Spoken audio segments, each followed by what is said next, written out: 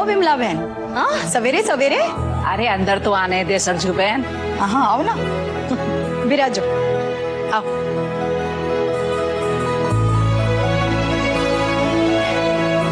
बोलो। आधे घंटे में शरणिक बाबा जी का सत्संग से अब सोचा पूछते चले, साथ चल रही या फिर अपनी बिटिया की शादी की तैयारियों में लगी रहेगी?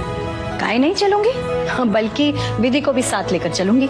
ऐसे में बाबा का आशीर्वाद भी मिल जाएगा हमारी छोरी को। पायल जा चाय लेकर।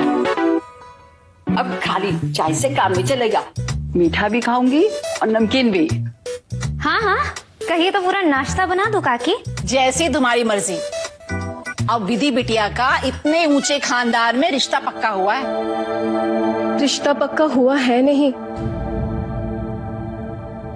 रिश्ता पक्का हुआ था।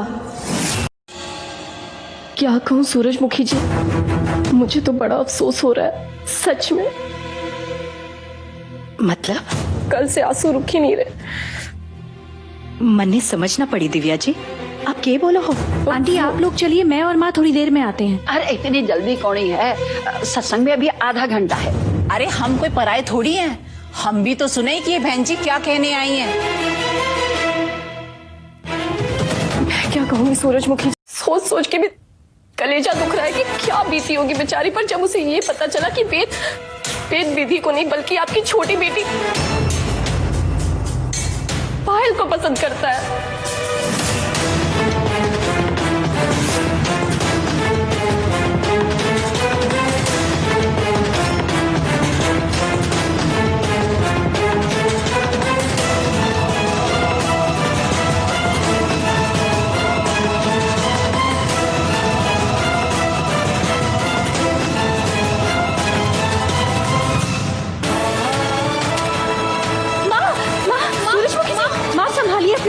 दीदी इन्हें तो सदमा क्यों लगा? तुमने उन्हें कुछ बताया नहीं क्या? अरे कैसे बताती, इतना बड़ा अपमान हुआ उसका। आप चुप रहेंगी विमला काकी? चुप क्यों रहे बिटिया? हाँ, और तुम्हारी सास उसने कुछ अच्छा नहीं किया है?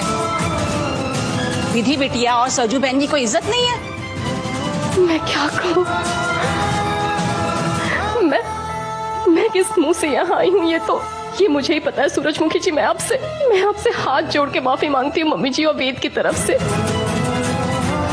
मम्मी जी और वेद की गलती की सजा बेचारी आपकी बेटी विधि को मिल गई।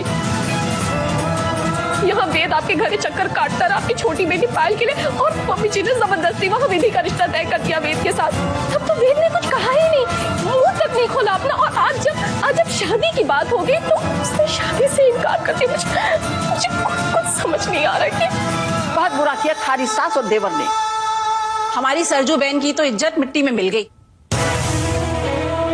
हाय विधि, बहुत बुरा हुआ थारे साथ। भगवान दुश्मन के साथ भी ऐसा ना करे।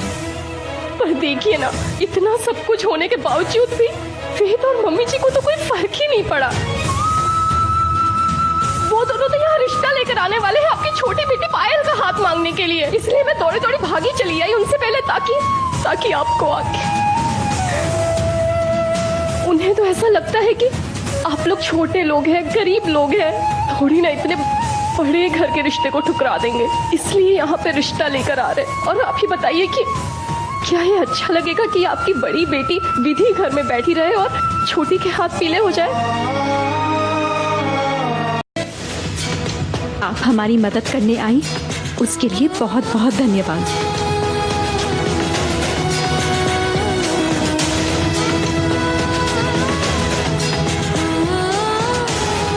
हमें आपकी हमदर्दी की कोई जरूरत नहीं है। ये ले जाइए और प्रतिभा आंटी को बोल दीजिएगा बाकी सामान मैं खुद लौटाने आऊंगी। विधि, मैं समझ सकती हूँ क्या गुजर रही है तुम पर अपने आंसुओं को संभाल के रखना। पहाड़ से जिंदगी बितानी है तुम्हें अकेले। Please leave. चलती हूँ सूरजमुखी जी।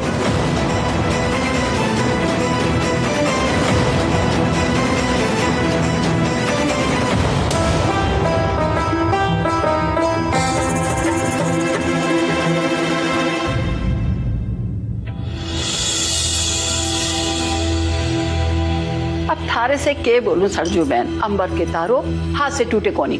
तुम्हारी तो किस्मत ही फूटी है सरजू बहन। पहले नरेन भाई साहब घर छोड़कर चले गए और अब विधि बिटिया का प्यार। अब सरजू बहन चलू हूँ। हमें देर हो रही है। अच्छा बिटिया, अपनी माँ का ध्यान रखना। चल।